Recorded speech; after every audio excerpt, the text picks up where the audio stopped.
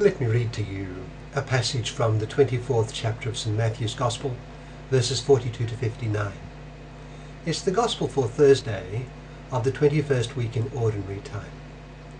St. Matthew writes, Jesus said to his disciples, "Stay awake, for you do not know on which day your Lord will come.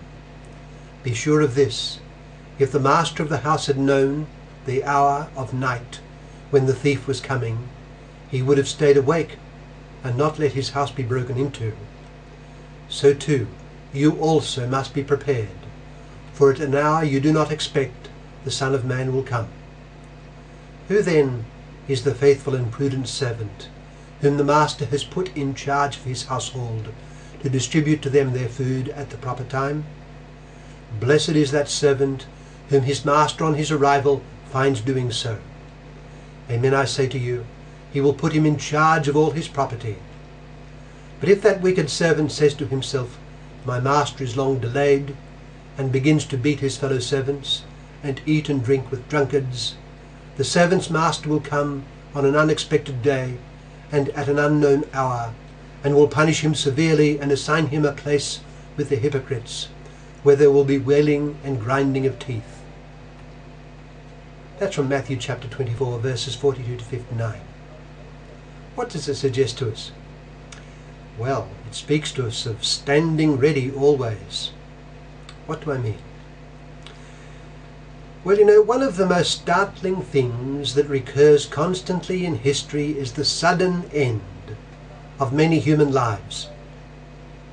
Alexander the Great rose like a great meteor across the sky, imposed himself remorselessly on the attention of all, and then suddenly faded and disappeared. In the prime of young and victorious manhood, as we read in the book of Maccabees, having advanced to the ends of the earth, which fell silent before him, his heart became proud and arrogant. 1 Maccabees chapter 1 verses 1 to 8. And then he suddenly fell sick and he died. No one knew that his end would be so sudden. Julius Caesar, conqueror of Gaul and later of Pompey, entered Rome victorious and became the first of the emperors. But suddenly he was assassinated, and by personal acquaintances. These famous classical figures are but emblems of a pattern that embraces great and small. A couple marry and move on to their farming property, raising a large family. The marriage is a good one, but suddenly the husband collapses with a massive heart attack and dies. His wife and children are left bereft. Death has come without warning. Death is the mystery of life, and it is the most natural thing in the world to wonder why a living thing has to die.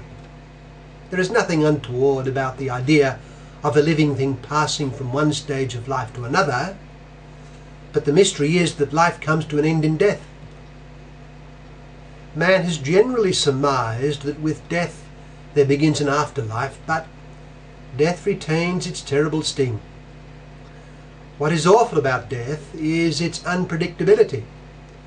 Two priests set out on a long drive north of Sydney, and they stopped for 10 minutes to pick up a third.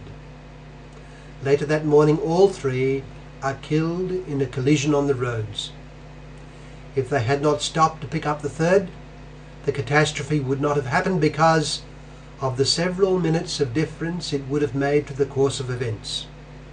No one in the world expected that death was nigh and about to fall. As the famous Australian bushranger Ned Kelly reportedly said on the gallows, such is life. The point is that if life is like this, then it would seem to be ordinary common sense that we so live as to be prepared for it. Now Christ lays down as imperative that we be prepared for a sudden death. He, the author of life and of the world, is warning us. It would therefore seem that normally we cannot expect that God will change life's natural course to suit our preferences. That is to say, we cannot expect time in order to get ready for death. This may be our lot, but it may not be. It is therefore a matter of ordinary prudence that we always be prepared. And our Lord gives a parallel from ordinary life to illustrate this. When we leave our home to go shopping or get out of our car to go into a building, we lock the door behind us in case a thief is about. So too we remain prepared for a sudden coming of the Son of Man. Jesus said to his disciples, "Stay awake, for you do not know on which day your Lord will come. Be sure of this, if the master of the house had known the hour of night when the thief was coming, he would have stayed awake and not let his house be broken into. So too you also must be prepared, for at an hour you do not expect the Son of Man will come." Our Lord is even more explicit as to what this means. Being always prepared means always striving to fulfill our God-given responsibilities. It means being ever on the job of doing the will of God with as pure a love of Him as is possible. It means making sure that we are not distracted away from what God expects of us and indulging in our own preferences, fancies and self-seeking. A person who has lived a good life, but then at a certain point dallies with what is not pleasing to God and then with what is most offensive to Him, is on a serious knife edge. How tragic if at this precise point he is called before the judgment seat. As our Lord says, "Who then is the faithful and prudent servant, whom the master has put in charge of his household to distribute them their food at the proper time?